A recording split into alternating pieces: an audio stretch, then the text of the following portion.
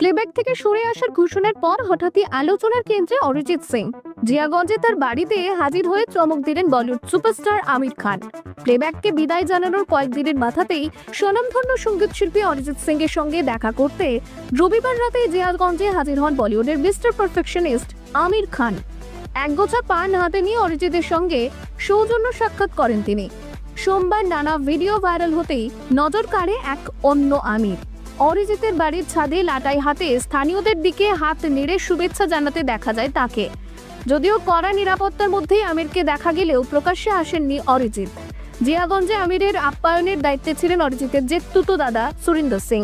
তার কথায় দুপুর 3:30 নাগাদ সাদা ভাত, বাটার নান, চিকেন, মটন কষা, মিক্সড ভেজ ও পনির বাটার মশলা পাঠানো হয়েছিল। অর্থাৎ নিরামিষ ও আমিষ দু রকমের আয়োজনই ছিল। এদিন আমির অরিজিতের রেকর্ডিং স্টুডিওতেও যান। ফলে প্রশ্ন উঠছে, প্লেব্যাক চাইলেও কি আমিরের আগামী ছবির গানের কাজেই আবার স্টুডিওমুখী হচ্ছেন অরিজিৎ? যদিও এ বিষয়ে এখনো মুখ খোলেননি দুই তারকাই।